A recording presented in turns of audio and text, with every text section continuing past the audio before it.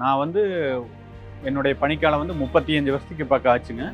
ஆரம்பத்தில் வந்து எங்கள் அங்கத்தில் வந்து ஆரம்பிக்கும் பொழுது 1990 ஆரம்பிக்கும் பொழுது ஒரு 100 லிட்டர் தான் கொள்முதல் ஆச்சுங்க. இன்றைக்கி எங்களுடைய அங்கத்தினுடைய பால் உற்பத்தி 1500 லிட்டருக்கு மேலே போயிடுச்சுங்க. தொடர்ந்து சங்கம் வந்து இந்த 35 ஆண்டு காலமாக லாபத்தில் தான் இயங்கிட்டு இருக்குங்க.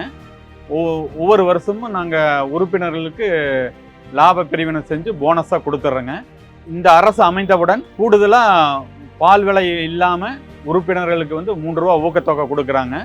அது வந்து உற்பத்தியாளர்கள் மத்தியில் நல்ல ஒரு உற்சாகம், அவங்களுக்கு வந்து பால் உற்பத்தி அதிகரிக்கிறதுக்கு உண்டான வந்து வழி கிடைச்சிருக்கு. அதனால பால் உற்பத்தி அதிகமாகிருக்கு எங்களுது.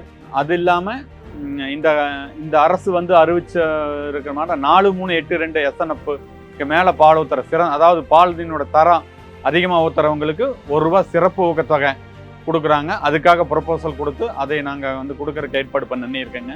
இப்பொழுது இருக்கிற பால் நல்வளத்துறை அமைச்சர் அவர்கள் வந்து ஒவ்வொரு உற்பத்தியாளரும் கண்டிப்பாக ஏதாவது ஒரு துறை, அதாவது தாட்கோ மற்றும் டிராப்செட்கோ, மற்றபடி கறவை பராமரிப்பு கடன், இதில் ஏதாவது ஒரு இதில் உற்பத்தியாளர் பயனடைஞ்சிருக்கணும் அப்படிங்கிற ஒரு குறிக்கோளோடு செயல்பட்டதுனால எங்கள் கிராமத்தில் 55 உற்பத்தியாளர்களுக்கு நாங்கள் கறவை பராமரிப்பு கடன் வாங்கி கொடுத்துருக்குறோம். பால் கூட்டுறவு சங்க ஊழியர்களுக்கு வந்து இந்த அரசு அமைந்தவுடன், குறிப்பாக இந்த அமைச்சர் வந்தவுடன் எங்களுக்கெல்லாம் ஊதிய உயர்வு வந்து கிடைச்சிருக்கு. என்னுடைய சர்வீஸு 30 வருஷத்துக்கு மேலே ஆனதுனால சிறப்பு ஊக்கத்தொகையாக எங்களுக்கு 18% கொடுத்ததுனால அமைச்சர் சொன்ன மாதிரி ஒவ்வொரு பணியாளரை 25,000 ரூபா சம்பளம் வாங்கணும் அப்படிங்கிற அந்த இலக்கு எனக்கு பொருந்துகிற மாதிரி இருக்குது. அதனால் இந்த அரசுக்கும் அமைச்சருக்கு நான் ரொம்ப நன்றி தெரிவிச்சுக்கிறேன். வணக்கம்.